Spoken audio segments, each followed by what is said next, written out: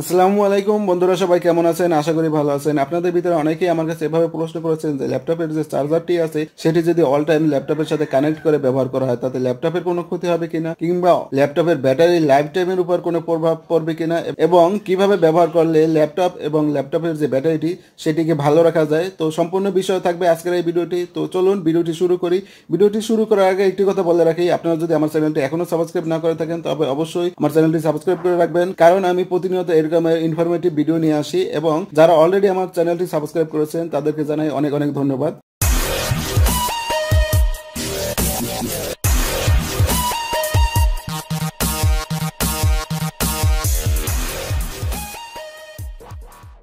প্রথম প্রশ্নটি ছিল ল্যাপটপের সাথে চার্জারটি অল টাইম কানেক্ট করে ব্যবহার করলে তাতে ল্যাপটপের কোনো ক্ষতি হবে কিনা। না, কোনো ক্ষতি হবে না। আপনি যদি অল টাইম ল্যাপটপের সাথে চার্জারটি কানেক্ট করে ব্যবহার করেন তাতে ল্যাপটপের কোনো ক্ষতি হবে না। দ্বিতীয় প্রশ্নটি হলো যে ল্যাপটপের সাথে অল টাইম যদি চার্জার কানেক্ট করে ব্যবহার করা হয় তাতে ব্যাটারির লাইফ টাইমের উপর কোনো প্রভাব পড়বে কিনা।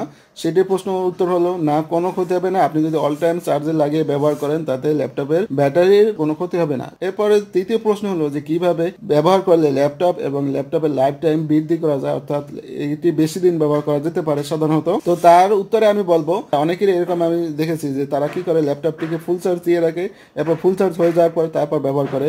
ল্যাপটপের চার্জারটি কানেক্ট না করে, তাতে কি হয়, ল্যাপটপের চার্জারটি কানেক্ট না করার ফলে ব্যাটারিটি বারবার ফুল চার্জ হয় এবং আবার একেবারে চার্জ শেষ হয়ে যায়। প্রত্যেকটা ব্যাটারিরই একটা লাইফ টাইম থাকে। মনে করেন একটা ল্যাপটপের ব্যাটারি যদি 500 বার চার্জ করা যায়, মানে 500 বার ফুল চার্জ করবেন এবং 500 বার চার্জ ডিসচার্জ করবেন, তো তাতে কি হবে, যদি আপনি এভাবে বারবার ব্যবহার করেন তাহলে কি হবে, ধীরে ধীরে এর যে চার্জ ধারণ ক্ষমতা সেটি ধীরে ধীরে কমে যাবে এবং এটি আপনি বেশি দিন ব্যবহার করতে পারবেন না। কিন্তু যদি এভাবে হয় যে আপনি যেখানে বসে ব্যবহার করতেছেন ল্যাপটপটি, সেটি বাসা হতে পারে, অফিস হতে পারে, কিংবা অন্য কোথাও হতে পারে, যেখানে ব্যবহার করতেছেন তার আশেপাশে কারেন্টের সোর্স আছে, সেক্ষেত্রে আপনি ল্যাপটপের চার্জারটি কানেক্ট করে ব্যবহার করবেন। তাতে কি হবে, ল্যাপটপের ব্যাটারিটি বারবার ফুল চার্জ হবে না এবং বারবার চার্জ শেষ হয়ে যাবে না। এতে কি হবে, আপনার ল্যাপটপের যে ব্যাটারিটি আছে তার আপনি দীর্ঘদিন ব্যবহার করতে পারবেন। এবং সাধারণত ল্যাপটপ এবং ল্যাপটপের ব্যাটারিটি এমনভাবে ডিজাইন করা হয়ে থাকে, যখন আপনি চার্জে লাগিয়ে ব্যবহার করবেন এটি ফুল চার্জ হয়ে গেলে অটোমেটিকলি ডিসকানেক্ট হয়ে যাবে, তখন আর এই ব্যাটারিটি চার্জ হবে না। আপনারা হয়তো বা অনেকেই খেয়াল করেছেন, যখন আপনার ল্যাপটপের ব্যাটারিটি চার্জ থাকে না, চার্জ শেষ হয়ে আসে,